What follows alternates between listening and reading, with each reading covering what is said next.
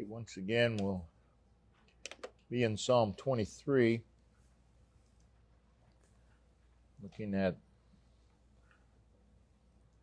the life of the 23rd Psalm. Verse 1, the Lord is my shepherd, I shall not want. Last week we looked at the setting of the psalm, which is mostly implied throughout the 23rd Psalm. We looked at the parameter of it, which is verse 6, all the days of my life. And this 23rd Psalm basically is a word picture of the blessedness of the child of God, a word picture of the life that we ought to live. We ought to, what we read here ought to be so every day. With the very opening statement, the Lord is my shepherd, I shall not want. With that, all the rest of the psalm flows from that. Everything comes back to that. And what David does is he takes the shepherd of verse 1 and he takes it through the whole psalm and applies it to his life. So that opening statement is the foundation. It's the foundation. The Lord is my shepherd. If that is not so, then you cannot live. Psalm 23, that has to be so. The Lord is my shepherd. Everything that follows has its basis in that. The Lord is my shepherd. And David is meditating upon this fact. So we want to look tonight at this Psalm 23 life is a life lived with a personal awareness of God. Sadly, through the average day, probably most of God's people live in oblivion to God. They give Him very little thought. They do not draw much from Him. He really is not very relevant to their life as far as them thinking about God. But every day needs to be lived in the awareness of God, the awareness of who God is. And that's how the psalm begins.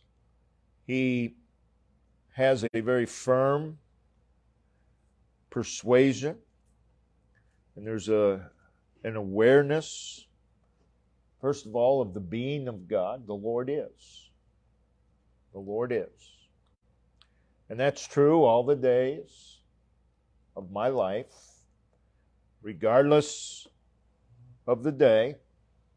The Lord is. It's just a statement of fact. That's a fact regardless of an individual. The Lord is. It's an actuality. It's a certainty. The Lord is. Very emphatic statement. But how many emphatically believe it? The Lord is.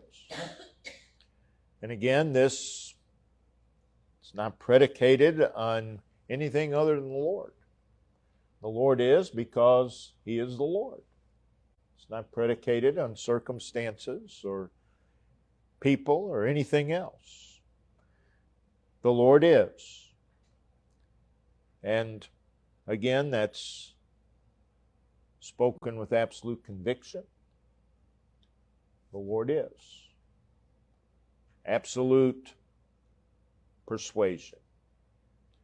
Regardless of the day, through all the changes in a day, we can live in the reality of this certainty. The Lord is. We don't know what's going to happen on a given day. There's uncertainty about every day. But there is this certainty always. The Lord is. And that has to be our conviction. That has to be our assurance. The Lord is. We cannot live the Psalm 23 life without that conviction, without that assurance. We also see there's a persuasion not only of the being of God, but of the person of God. And that's revealed in the second word, Lord. The Lord is. So, that's a declaration of the being of God. But it's also a declaration of who He is. A declaration of His person. His name is Lord. And again, it's all capital letters. Simply referring to the Hebrew word Jehovah. It is the personal name of God. Occurs over 7,000 times in King James Version. Jehovah. Jehovah is. It is a name that distinguishes Him from all else, from all others. It's a name that speaks of His sovereignty. God is sovereign. The Lord is. God is always sovereign. By that we simply mean God is God. God is supreme.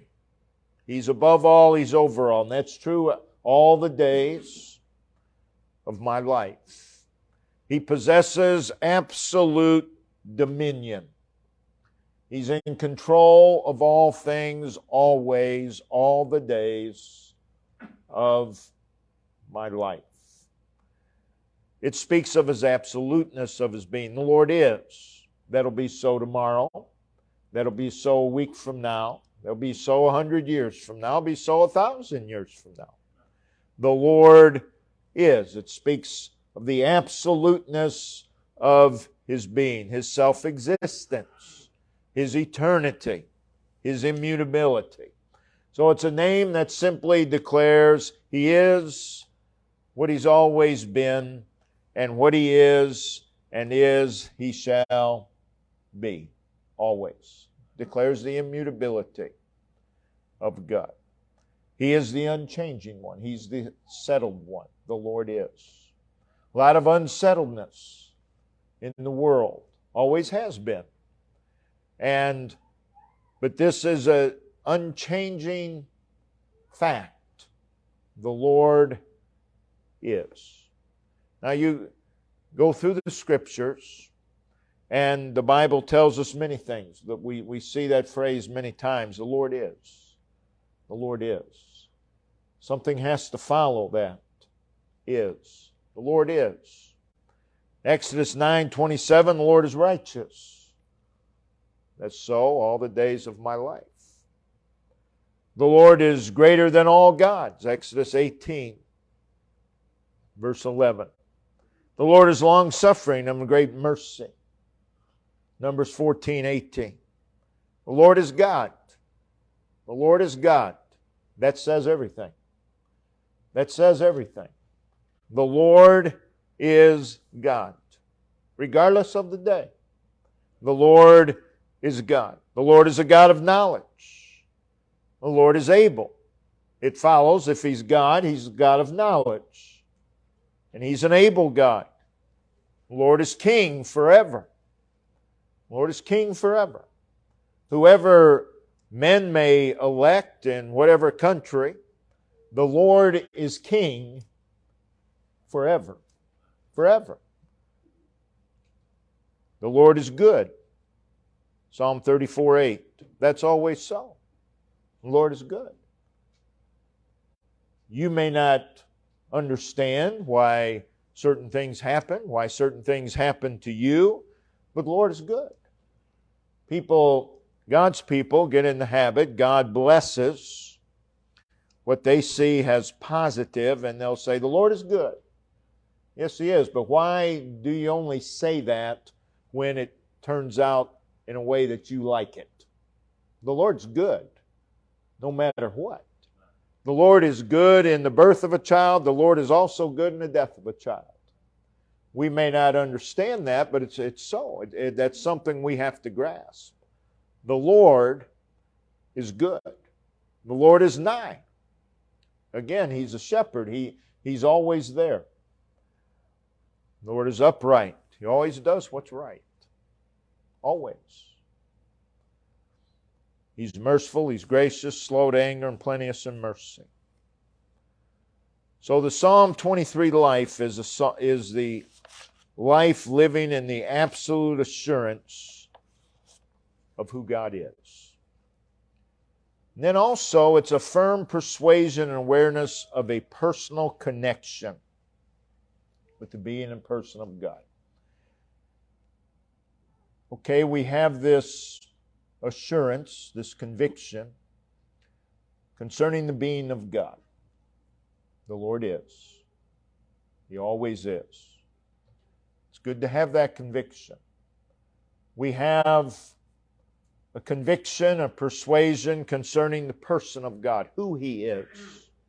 Not only His being or His existence, but who He is. But then it has to go further than that. There has to be a personal connection with the being and person of God. That speaks of a relationship with the Lord. And herein is where most of God's people fail. They have a doctrinal belief in the being of God. It's a good doctrine. It's a sound doctrine. They have a doctrinal belief in who God is. Also very good. But it won't do you a whole lot of good if there is not a personal connection. The Lord is mine. Christianity is a relationship with the Lord. The Christian life is a life lived in relationship to the Lord. So we have the first three words, the Lord is, and then comes mine. It's making a personal connection to the Lord. The Lord is mine. Again, he's going beyond theology now. It's a personal relationship. Theology is important. We'll never undermine the importance of theology. But theology alone will not enable you to live the Christian life. There's some sound people who will die and go to hell. The truth of the matter. And there are some people who are very sound in theology who have absolutely no relationship whatsoever with God, and they're miserable. And they're more miserable than someone who's completely ignorant of God. Because if you know who God is, and you have that strong belief who He is, but you cannot make any personal connection, that's frustrating. And I believe that's where many people are, that we know. So this is more than a theological declaration of the being and the person of God. It's how David is expressing how it relates to him as an individual, how it translates into his life. The Lord is mine. So that immediately tells us that God is more than some impersonal being. The Lord is mine. God is more than just a force. The Lord is my. Singular possessive pronoun, my. The Lord is my. So he's moved beyond the theological to personal relationship. 4 words. The Lord is mine. The Lord is mine.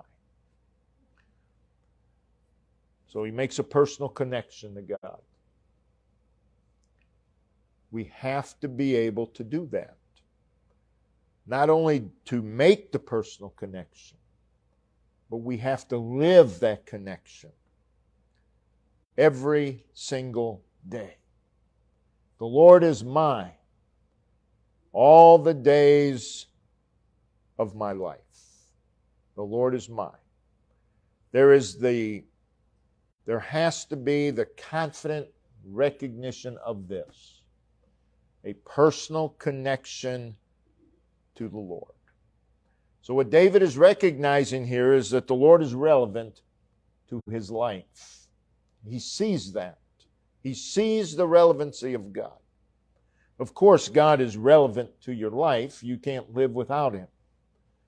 But very few see the relevancy of God to their life.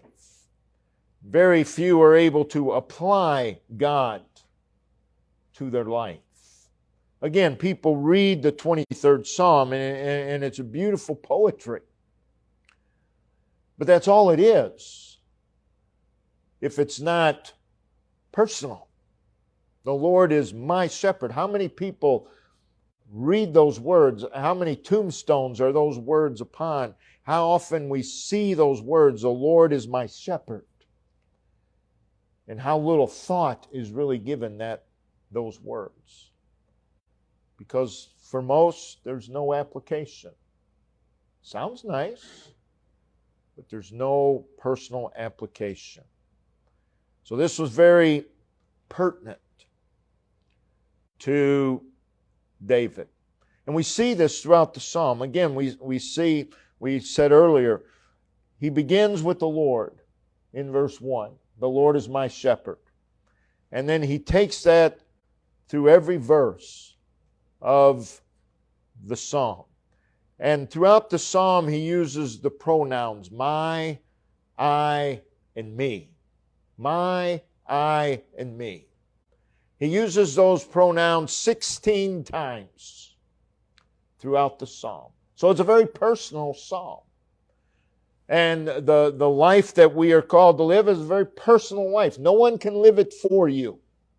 And you can't live it for someone else. You might like to, but it can't be done. So, my, I, me, 16 times. And each time, all 16 times, it's in connection with the Lord. Every time. So David here in the psalm does not think of himself apart from the Lord. That shows the strength of the connection, the persuasion of the connection. So go through here in verse 1. The Lord is my shepherd. There's a connection between the Lord and my. Verse 2, He maketh me. He, me. He, me. That needs to be so all the days of our life. He, me. Verses 2 and 3, He leadeth me.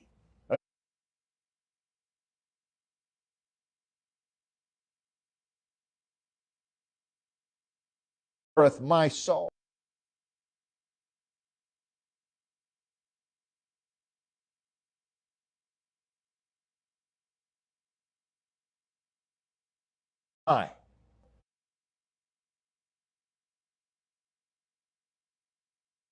Again,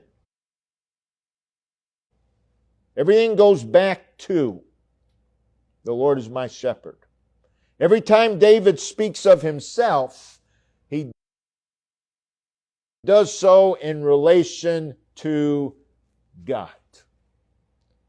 He, mine. Verse 4, thou, referring to God, art with me. So there it is, thou, me. Thou, me. Verse 4 also, thy rod and thy staff comfort me. So there it is again, thy, me.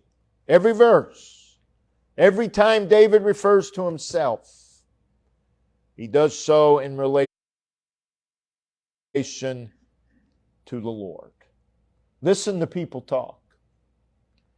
How many times I. My. Very rarely in connection with the Lord. But David here in this 23rd Psalm, everything is related to the Lord. Thou preparest before me, verse 5.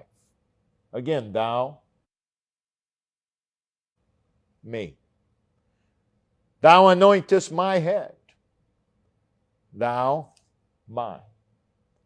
Verse 6, I will dwell in the house of the Lord. I and the Lord. I and the Lord. So all of this is much more than religion. It's much more than theology. He's talking about a connection to the Lord. He's talking about an identity and a personal link and bond to the Lord. And this all the days of my life. And he's living in the reality of this. It's a personal knowledge and experience of the Lord. As you read through the 23rd Psalm, David is experiencing the Lord every single day. He's assured of it. He's certain of it. It's a personal sharing with the Lord. Everything, again, goes back to the Lord. It's a friendship with the Lord. It's a companionship. It's a closeness, a togetherness with the Lord. That should be our life.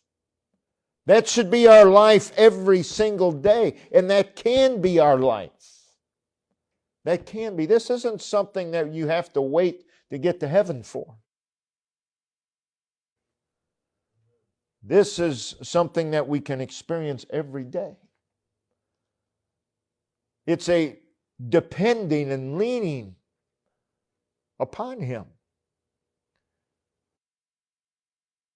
It's trusting in Him, delighting in Him. As you read the psalm, you can't help but to hear a tone of delight.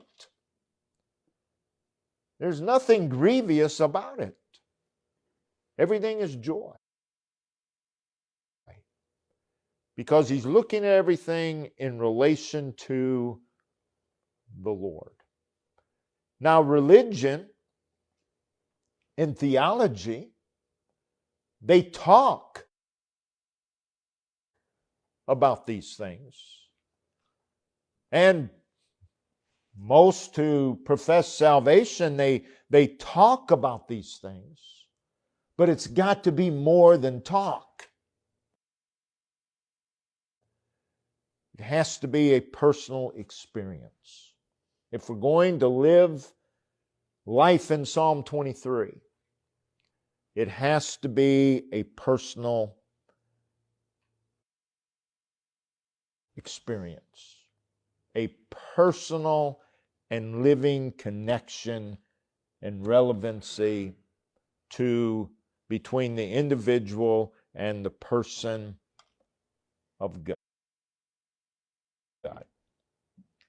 The Lord is mine. Again, there's that connection. when we see everything about our life in relation to the Lord, there's courage there.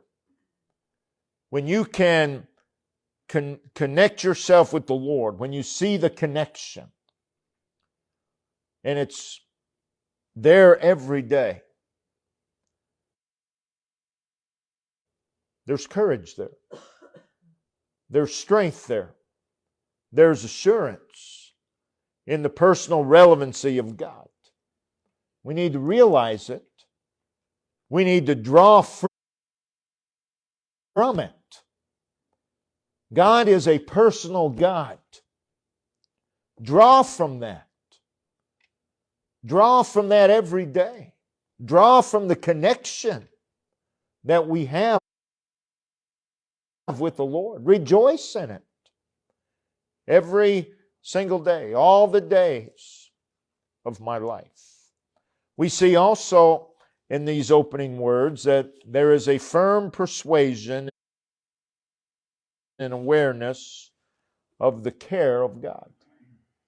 The Lord is my shepherd. It immediately speaks of care. And it's personal care.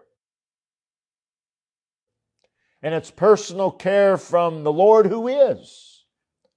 The Lord is my shepherd.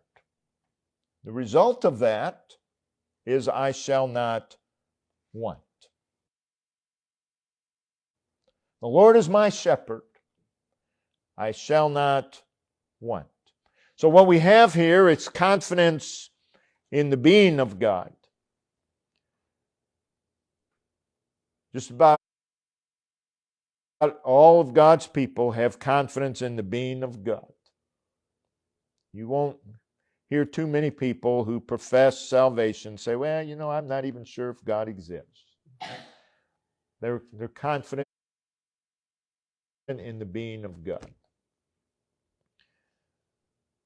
Confident in the person of God. There's more people have confidence in the being of God than they do the person of God. But then there's confidence in the care of God.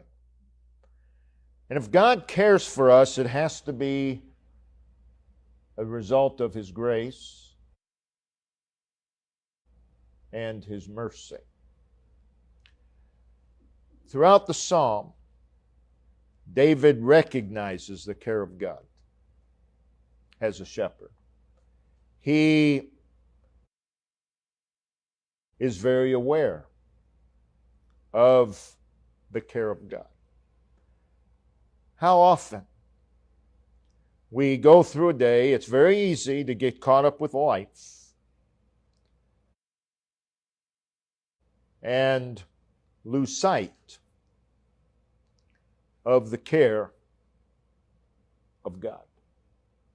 Happens all the time. We have to guard against that. So throughout the psalm, David recognizes, he's very aware that God is present, that there is a continual connection and care of God in his life. And we see that in the present tense usage of verbs throughout the psalm. He says, the Lord is, present tense, right now. The Lord is my shepherd. The individual may not be following Him. The individual may have lost sight of the shepherd. But the Lord is my shepherd all the time. All the time. It goes on in verse 2, He, the Lord who is, and the Lord who is my shepherd, He maketh, present tense, me. He maketh me. Verses 2 and 3, we see it twice. He leadeth me. He leadeth me. verse 3, He restoreth mine. Verse 5, Thou preparest before me. Thou anointest my head. Each and every one of those statements, David recognizes God as the doer. God has the doer, and himself has the object or recipient of the act or what God does. So in every verse here, David is the object or the recipient of the shepherd's care, of what the shepherd does. So as you read that, the Lord is my shepherd, He maketh me, He leadeth me, He restoreth my soul, Thou preparest, Thou anointest. This is a life visibly impacted by God. Visibly impacted by God. That ought to be our life. It is Proverbs 3:6, in all thy ways acknowledge Him. In everything acknowledge God. David, that's what he's doing here. He's acknowledging what God is doing in his life. He says, He makes me, He leads me, He restores me. He's recognizing the hand of God in his life. And how often God's people are oblivious to such. So he says, the Lord is my shepherd, I shall not want. I shall not want. Those 4 words, I shall not want, really summarize God's care. I shall not want. This care is pictured all through the Scriptures in many, many different ways. But it declares God's interest in us. The Lord is my shepherd. Those words declare that God has an interest in me. God takes an interest in me. Those words declare His willingness toward us. They also declare His availability toward us. His thoughtfulness of us. Psalm 115:12. Notice if you turn there, Psalm 115, verse 12.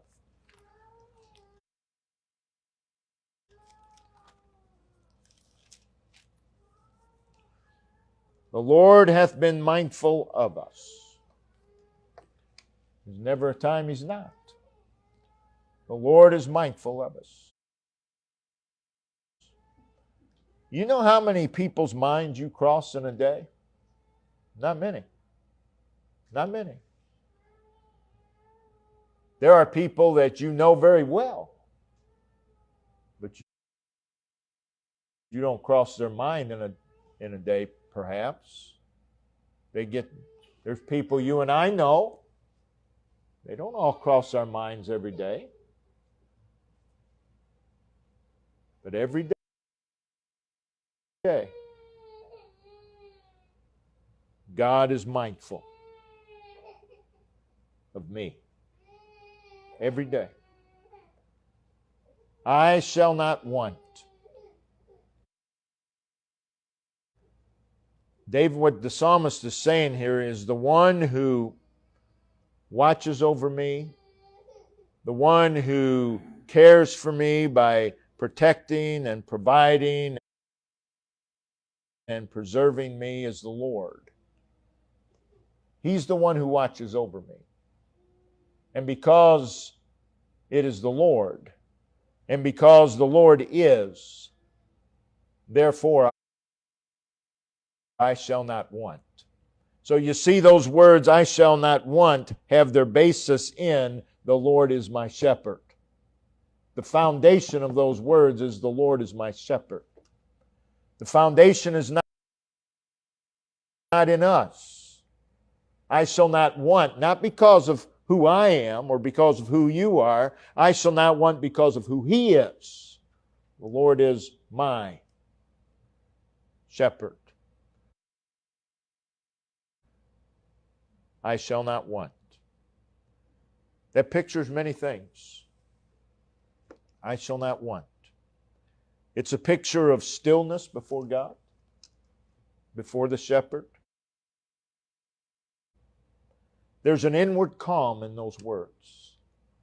I shall not want, or I shall not lack. There's a sense of security. The Lord is my shepherd. Because of who He is, I'm secure. It does not logically line up to deny the sovereignty of God and preach the security of the child of God. Those two theologies are contrary one to another. Our security is dependent upon who God is. And if God's not sovereign, I've got news for you. You're not secure. It's very simple. But here He says, I shall not want. And that has its basis in the Lord is. The Lord is. The Lord is my shepherd. Because of who God is, because of His caring connection, there's this personal assurance. I shall not want. When the storms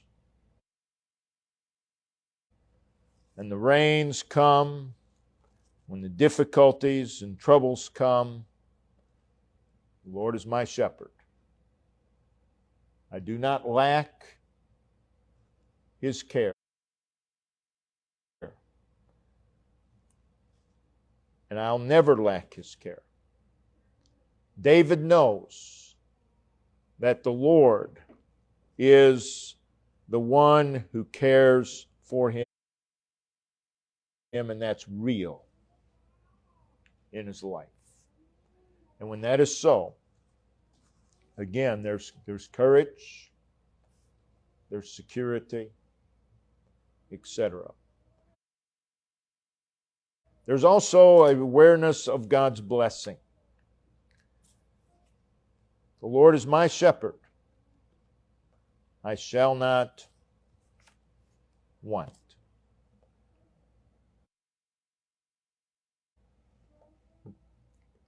And it's also a contentment. I shall not want, I shall not lack. That's how most people look at it. The Lord's my shepherd, therefore I shall not lack. But there's another way of looking at that. The Lord is my shepherd, I shall not want. Because of who the Lord is, I shall not want any other. I don't need any other. I shall not want any other shepherd. I'm blessed. I shall not want.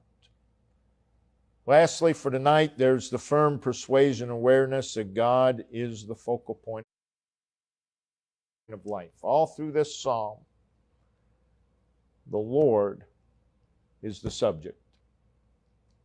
It's all about the Lord. The first two words of the psalm, the Lord. And beginning that way, David recognizes that God is the starting point. God is the foundation. Start with God. Very first verse of the Bible, in the beginning God. I believe that's what that's telling us. Start with God. Life will be easier life will be much more simple if you start with God. People don't start with God. God's people don't start with God. They start with their problems and they might work toward God. Start with God. Don't start with the problem. Start with God and work toward the problem. Makes a huge difference. And that's where David begins. He begins with God. And I believe that's how you and I will function properly if we start with God. And that is what gives us a proper perspective and attitude.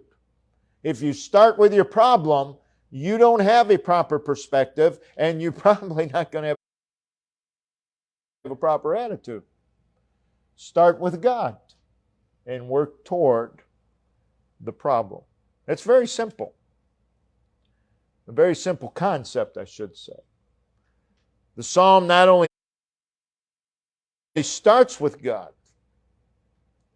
but throughout the psalm, He's the priority. He's the preeminence. And that must be so if we're going to live in Psalm 23. So the psalm begins with the Lord, and it also ends with the Lord. Verse 6, the house of the Lord forever. So it begins and ends with the Lord. And everything in between, what's it about? The Lord, in connection with David. So, what is the main feature of the psalmist's life in this psalm? It's the Lord. And if we're going to live life like it's meant to be lived, God has to be the main feature. He has to be the subject. He has to be the substance of life. Many who profess salvation, the only time that they are halfway serious about serving the Lord is if everything in their life is lined up perfectly. You know how often that happens? Maybe once in a lifetime for a few seconds, for a few minutes. But that's how their whole so-called Christian life is. It's a roller coaster. But they're down more than they're up because all the planets aren't aligned, all the stars aren't aligned, and everything's got to be perfect. And why is that? Because the main feature of their life is them, not God. The main feature needs to be God. And if the main feature is God, then that is so regardless of circumstances. So, in the psalm, everything we need relates to God. Everything goes back to God. Everything we need goes back to God. We read here of the green pastures, but they relate to Him because He maketh me to lie down in green pastures. Comes back to Him. Comes back to Him.